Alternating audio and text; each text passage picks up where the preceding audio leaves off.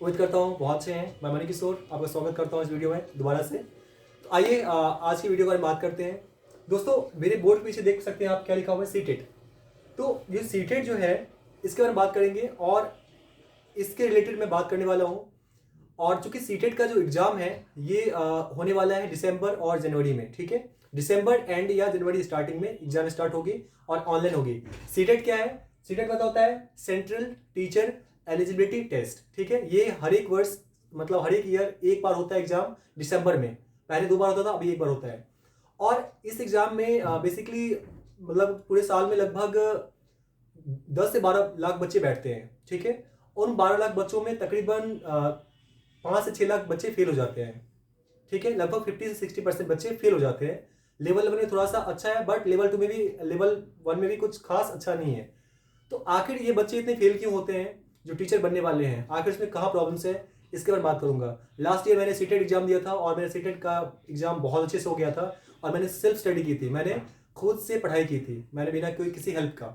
तो मैं अपना एक्सपीरियंस आपको शेयर करने वाला हूँ। बेसिकली सीटेट में 5 सब्जेक्ट्स होते हैं, ठीक है। अगर आप सब्जेक्ट्स वेरी करता है, जैसे मैं साइंस बैकग्राउंड से हूँ तो मेरा साइंस था, तो उसमें मैथ्स और साइंस था मेरा, ठीक है। बाकी कुछ लोगों का एसएसटी और एसएसटी भी हो सकता है, ठीक है, जो जिन्होंने ग्रेजुएशन या बीएड एसएसटी से किया है।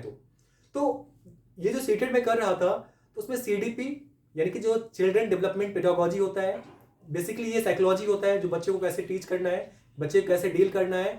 सेकेंडली मैथ्स के बारे में, मैथ्स के बारे में है। और मैथ्स क्या है? बेसिक है।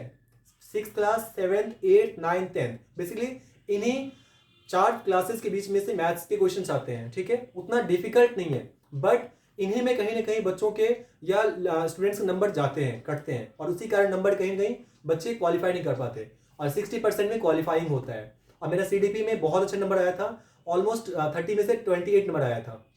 सिर्फ 2 नंबर कटे थे, वो भी इसलिए मिस्टेक था। तो 28 नंबर मैंने अचीव किया था। और मैंने बिना किसी ट्यूशन्स के, बिना किसी एक्स्ट्रा किसी हेल्प का किया था, ठीक है। थोड़ा सा ऑनलाइन यूट्यूब पे मैं पढ़ाई की थी। तो मैं अपना एक्सपीरियंस आपको शेयर करने वाला हूँ। और अगर आप सीटेट की तैयारी कर रहे हो तो इस वीडियो को जरूर देखिएगा। अगर आप छोटे क्लासेस पढ़ रहे हो, 6th में पढ़ रहे हो, 7th में पढ़ रहे हो, 8th में पढ़ रहे हो, या 9th में या 10th में, आपको मैथ्स वगैरह का आपको उसमें हेल्प करेगी। और सीडीपी जहां तक बात है तो वो भी आपको हेल्प कराएगी, क्योंकि कोई भी नॉलेज, चाहे ज्ञान कोई भी हो, किसी भी फॉर्म में हो, और कोई भी सब्जेक्ट हो, ज्ञान तो ज्ञान होता है, उसको अवश्य लेना चाहिए, ठीक है। आइए शुरुआत करते हैं थोड़ा सा इसके इंट्रोडक्शन से। तो सीटेट जो है, इसके 2 पेपर होते हैं, एक लेवल 1 होता है और एक लेवल 2 होता है। लेवल 1 मीन्स कि 1 to 5 क्लासेस के लिए लेवल 1 होता है।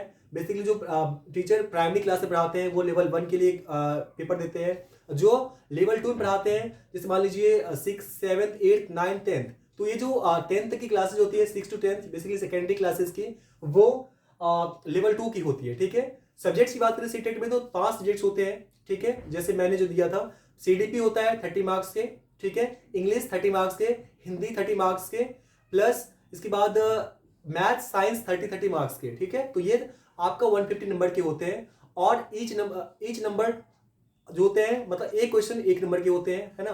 और 90 नंबर में क्वालिफाइंग होता है, मतलब 60%। उसके आगे आप जितना स्कोर कर सके। तो इसके बाद बात करें एग्जाम की, तो एग्जाम आपका दिसंबर और जनवरी में होने वाला है। सेकेंडली, सीडीपी की तैयारी कैसे करें? अब देखिए, सीडीपी की बात करें तो ये एक तरह से बहुत बड़ा मतलब बहुत एक वास्ट सिलेबस है इसका। लेकिन अगर आप सीटेट में बात करें तो कुछ 4-5 ऐसे आपको थ्योरीज पढ़ने हैं, थ्योरीज समझने हैं, जिसको करके आप आराम से क्वेश्चंस कर सकते हैं, जो लर्निंग बेस्ड क्वेश्चंस हैं। और इसके बाद जो अंडरस्टैंडिंग बेस्ड क्वेश्चंस हैं, जो कंसेप्चुअल बेस्ड क्वेश्चंस हैं, जिसको आप समझ के भी कर सकते हैं, ऐसे क्वेश्चन जो हैं आप आराम से कर सकते हैं, बिना आपको उतना कोई खास प्रैक्टिस की नीड नहीं है। मतलब लर्न करने की जरूरत नहीं है, प्रैक्टिस तो करना पड़ेगा, बट लर्न करने की जरूरत नहीं है। आप सैम्पल पेपर देखेंगे, सैम्पल पेपर को सॉल्व करेंगे, तो आपको उससे आइडिया हो जाएगा। बहुत ईजी होता है इसके सीडीपी के जो कुछ बेसिकली 30 मार्क्स में बेसिकली 20 और 22 नंबर के ऐसे क्वेश्चंस होते हैं जो आप मतलब अपने समझ से आप कर सकते हैं क्वेश्चंस, बट आपकी अंडरस्टैंडिंग थोड़ी सी क्लियर होनी चाहिए। इसके बाद बाकी जो 4-5 नंबर क्वेश्चन है उसके लिए आपको मेहनत करना पड़ेगा थोड़ा सा। आपको थ्योरीज वगैरह मैं जो एक्सप्लेन करूंगा उसको आप पढ़ के कर सकते हैं। तो मैं थ्योरीज आपको एक्सप्लेन कर दूंगा। जैसे आपको स्किनर का थ्योरी है, जैसे स्किनर हो गया, जैसे एक वो है, एक स्कीमा वाला है, एक टॉपिक, उसके बारे में बात करेंगे, ये क्या होता है, ठीक है। इसके साथ साथ अल्बर्ट बेंडुरा का है, जैसे और भी बहुत सारे साइंटिस्ट हैं, इन सब के आपको वो पढ़ने की जरूरत पड़ेगी और इसकी थ्योरी को समझनी पड़ेगी, ठीक है। इसके साथ साथ मैथ्स की बात करें तो मैथ्स इसका बहुत ईजी होता है और मैथ्स नंबर ऑब्टेनिंग होता है। बेसिकली मैथ्स में 30 मार्क्स में आप देखोगे तो ध्यान से, तो लगभग 20 मार्क्स के क्वेश्चन जो होते हैं डायरेक्ट मैथ्स के बुक से आते हैं और लगभग 10 का सीडीपी के होते हैं, जो बेसिकली वही आप साइकोलॉजी से रिलेटेड होता है। तो अगर आप 20 और 25 स्कोर कर लिया मैथ्स का तो दैट इज गुड, अच्छा है वो स्कोर, आप उसको प्रैक्टिस से कर सकते हैं, उसमें आपको रट्टा की कोई जरूरत नहीं है। तो मैं इसमें ज्योमेट्री है, ऐड है, सब्ट्रैक्शंस है, बेसिकली नॉर्मल सब्ट्रैक्शन जो वर्ड प्रॉब्लम्स टाइप होते हैं, बड़े थोड़े से सब्ट्रैक्शंस डेसिमल वाले। इसके साथ साथ बॉडमास के रूल्स वगैरह अप्लाई होंगे, उसमें एक्सपोनेंट्स पावर्स होंगे, थोड़े से स्टैटिक्स के क्वेश्चंस होंगे, थोड़े से अलजेब्रिक एक्सप्रेशन के क्वेश्चंस होंगे, थोड़े से सरफेस एरिया वॉल्यूम के क्वेश्चंस होंगे, ठीक है। थोड़े से इसमें आपका सिंपल इक्वेशन के क्वेश्चंस हो जाएंगे और कुछ थोड़ा सा आपका नॉर्मल जो क्वेश्चन होते हैं वो क्वेश्चंस होंगे सिंप्लीफिकेशंस के। तो इतना प्रैक्टिस करेंगे तो आपका आराम से मैथ्स में आप 20 या 25 के नंबर आंसर स्कोर कर सकते हैं, विच इज ऑलमोस्ट 80 और 90% के आसपास, ठीक है। तो आज से मेरा एक शुरुआत है कि, और आप बोलेंगे कि जो मेरे जो बच्चे हैं जो मेरे वीडियो को देखते हैं, जो मेरे स्टूडेंट्स हैं, बोलेंगे सर इसमें मुझे क्या बेनिफिट मिलेगा देख के वीडियो। तो आपको बता दूं, सीडीपी की बात करूं साइकोलॉजी की, तो सीडीपी जो है एक तरह से आप ये समझ लो कि अगर आप समझते हो, पढ़ लोगे तो इससे आपको आपकी अंडरस्टैंडिंग भी अच्छी हो जाएगी, ठीक है। क्योंकि देखिए अगर आपको कहीं किसी को पढ़ाने का मौका मिले, किसी बच्चे को समझाने का मौका मिले, तो आप उस चीजों को आप समझ के आप सीडीपी के को समझ जाएंगे, तो बच्चे की साइकोलॉजी क्या चलती है, बच्चे कैसे सोचते हैं, बच्चे क्या करते हैं, उस तरह से बच्चे को कैसे डील करना है, आप उसको आराम से कर सकते हैं। तो इसलिए आपके लिए बेनिफिशियल है, उसको जरूर देखिएगा। और बाकी जो ज्योमेट्री, ऐड, सब्ट्रैक्ट, बॉड मास, बाकी जो मैंने चीजें बताई है वो तो आपको फायदा करेगा ही, जो आप पढ़ रहे हो, तो इस तरह से आपको ही फायदा करेगा। और आने वाले टाइम में मैं इसके लिए वीडियो बनाने वाला हूँ सीटेट के लिए, और आप सीटेट के कोई भी स्टूडेंट्स जो वीडियो देख रहे हैं इस वीडियो को जरूर देखिएगा। और अभी तो बस इंट्रोडक्शन दिया मैंने, अब मैं धीरे धीरे टॉपिक को अच्छे से एक्सप्लेन करूंगा और आपको मैं इतना ज़्यादा वास्ट नहीं बताऊंगा कि आपको इतना सारा कुछ करना है, बट आपको जितनी चीज़ों की जरूरत पड़ेगी, जितना आपको अच्छे नंबर के लिए आपको जितनी मेहनत चाहिए, क्योंकि बहुत सारे लोग ऐसे होते हैं जो पढ़ाई भी कर रहे हैं, अपने काम भी कर रहे हैं, तो उनको उतना पढ़ाई के लिए टाइम मिलता नहीं है। तो आपको जितना भी 10 मिनट की वीडियो बनाऊंगा या 15 मिनट की वीडियो बनाऊंगा, उसमें आप उसको देखेंगे तो आपका कंसेप्ट उससे आपको क्लियर हो जाएगा और आराम से आप क्वेश्चंस एग्जाम में अटेम्प्ट कर पाएंगे, ठीक है।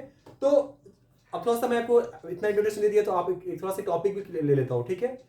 ज्योमेट्री में मैंने जो लास्ट टाइम एग्जाम दिया था मैथ्स में, तो मेरा मैथ्स में अच्छा स्कोर आया था, तो ज्योमेट्री का एक दो क्वेश्चन आया था और मैं उस क्वेश्चन से आपसे डिस्कस करना चाहता हूँ, ठीक है। लेवल 2 का एक पेपर था, उसमें कुछ ऐसे क्वेश्चंस आए थे, आप देखिएगा ध्यान से क्वेश्चंस, मतलब ये छोटा सा इंट्रोडक्शन, मतलब इसमें मैं बस ऐसे एग्जांपल दे रहा हूँ, अभी मैं एक्सप्लेन नहीं कर रहा हूँ प्रॉपर, ठीक है।